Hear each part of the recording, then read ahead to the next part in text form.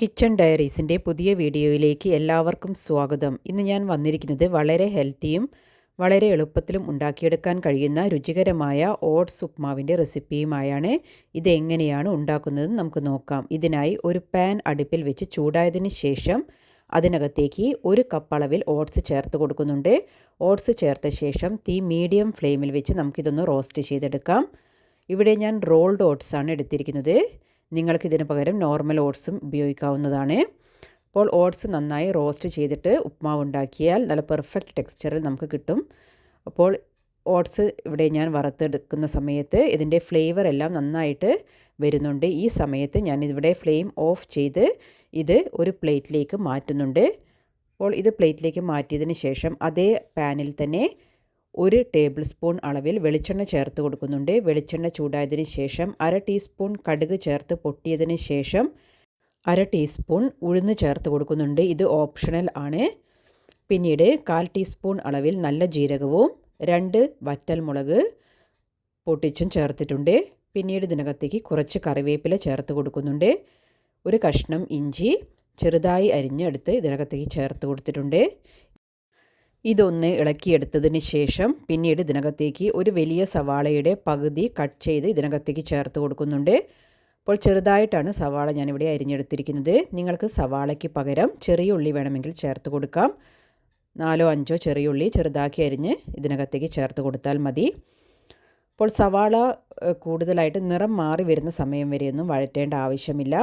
ഇത് ചെറുതായിട്ടൊന്ന് വഴന്ന് കിട്ടിയാൽ മാത്രം മതി. അപ്പോൾ സവാള ഇവിടെ ആവശ്യത്തിന് വഴന്ന് കിട്ടിയിട്ടുണ്ട്. ഇനി നമുക്ക് ഇതിനകത്തേക്ക് ഒരു പച്ചമുളക് ചെറുതായി അരിഞ്ഞത് ചേർത്ത് കൊടുക്കുന്നുണ്ട്. പിന്നീട് 1/4 കപ്പ് അളവിൽ ക്യാരറ്റ് ചെറുതായി അരിഞ്ഞത് ചേർത്ത് കൊടുക്കുന്നുണ്ട്. ഇവ ചേർത്ത ശേഷം ഒന്ന് ഇത് ഇളക്കിയെടുക്കാം. അപ്പോൾ നിങ്ങൾക്ക് വേണമെങ്കിൽ കയ്യിൽ ബീൻസ് ഉണ്ടെങ്കിൽ അതും ചെറുതായി അരിഞ്ഞ് ചേർത്ത് കൊടുക്കാവുന്നതാണ്.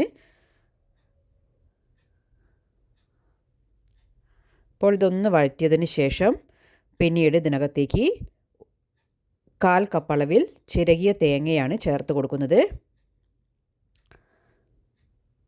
തേങ്ങ കൂടി ചേർത്ത് ഒന്ന് ഇളക്കിയതിന് ശേഷം പിന്നീട് നമുക്ക് ഇതിനകത്തേക്ക് ആവശ്യത്തിനുള്ള വെള്ളം ചേർത്ത് കൊടുക്കണം.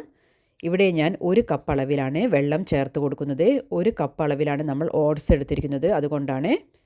പിന്നീട് ഇതിനകത്തേക്ക് 3/4 ടീസ്പൂൺ അളവിൽ ഉപ്പാണ് ചേർത്ത് കൊടുത്തിരിക്കുന്നത്. അപ്പോൾ നിങ്ങൾ എടുക്കുന്ന ഓട്സിൻ്റെ അളവ് കൂടുതലാണെങ്കിൽ അതിനനുസരിച്ച് വെള്ളം ചേർത്ത് കൊടുക്കുക. അപ്പോൾ വെള്ളം ചേർത്ത് ഇതൊന്ന് തിളച്ചതിന് ശേഷം പിന്നീട് ഇതിനകത്തേക്ക് നമ്മൾ നേരത്തെ റോസ്റ്റ് ചെയ്ത് വെച്ചിരിക്കുന്ന ഓട്സ് ചേർത്ത് കൊടുക്കാം. അപ്പോൾ ഓട്സ് ചേർത്തതിന് ശേഷം തീ മീഡിയം ടു ലോ ഫ്ലെയിമിലേക്ക് മാറ്റിയതിന് ശേഷം ഇത് നന്നായിട്ടൊന്ന് മിക്സ് ചെയ്തെടുക്കുക. അപ്പോൾ നന്നായി മിക്സ് ചെയ്തതിന് ശേഷം നമുക്കിതൊന്ന് കവർ ചെയ്ത് കുക്ക് ചെയ്തെടുക്കണം. അപ്പോൾ നന്നായിട്ടൊന്ന് പൊത്തി വെച്ചതിന് ശേഷമാണ് ഞാനിത് കവർ ചെയ്ത് കൊടുക്കുന്നത്. അപ്പോൾ തീ ലോ ഫ്ലെയിമിൽ വെക്കാൻ നിങ്ങൾ പ്രത്യേകം ശ്രദ്ധിക്കണം. എങ്കിൽ മാത്രമേ ഓട്സ് ആവശ്യത്തിന് കുക്കായി കിട്ടുകയുള്ളൂ. പിന്നീട് ഒരു 2 മിനിറ്റ് സമയം കഴിഞ്ഞതിന് ശേഷം ഞാനിതൊന്ന് ഓപ്പൺ ചെയ്തൊന്ന് ഇടയ്ക്ക് ഇളക്കിയിട്ട് കൊടുത്തിട്ടുണ്ട്.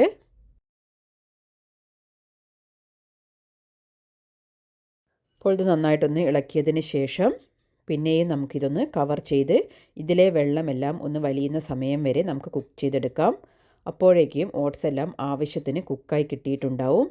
അപ്പോൾ നിങ്ങൾക്ക് ഓട്സ് ഇഷ്ടമില്ലെങ്കിൽ ഈ രീതിയിൽ ഉണ്ടാക്കി കഴിച്ചു കഴിഞ്ഞാൽ കുട്ടികൾ പോലും വളരെയധികം ഇഷ്ടത്തോടെ തന്നെ കഴിച്ചു തീർക്കുന്നതാണ്. നിങ്ങൾക്ക് ബ്രേക്ക്ഫാസ്റ്റിനും അതുപോലെ തന്നെ ഡിന്നറിനും തയ്യാറാക്കാൻ പറ്റിയ നല്ലൊരു റെസിപ്പിയാണിത്.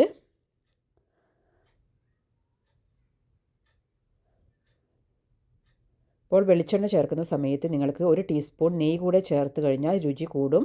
അതുപോലെ തന്നെ നിങ്ങളുടെ കയ്യിൽ ഏതെങ്കിലും കാഷ്യൂ നട്ട്സോ അതുപോലെ ഏതെങ്കിലും നട്ട്സ് ഉണ്ടെങ്കിൽ അതൊന്ന് ഫ്രൈ ചെയ്തിട്ട് ഇതിനകത്തേക്ക് ചേർത്ത് കഴിഞ്ഞാൽ നമ്മൾ ആ ഉപ്മാവ് കഴിക്കുന്ന സമയത്ത് കടിക്കാൻ കിട്ടുമ്പോൾ നല്ലൊരു രുചിയാണ് ഉണ്ടാവുക.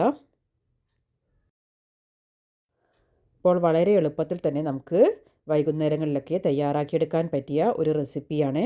അപ്പോൾ നിങ്ങൾക്ക് ഈ വീഡിയോ ഇഷ്ടമായിട്ടുണ്ടെങ്കിൽ നിങ്ങളുടെ ഫ്രണ്ട്സിനും ഫാമിലിക്കും എല്ലാം ഷെയർ ചെയ്ത് സപ്പോർട്ട് ചെയ്യുക. അപ്പോൾ നിങ്ങൾക്ക് കണ്ടാൽ തന്നെ അറിയാം ഇത് ഒട്ടിപ്പിടിക്കുകയും പലരും പറയുന്നതാണ് ഓട്സ് മാവ് ഉണ്ടാക്കുന്ന സമയത്ത് ഒട്ടിപ്പിടിച്ചു പോകുന്നുണ്ടെന്ന്.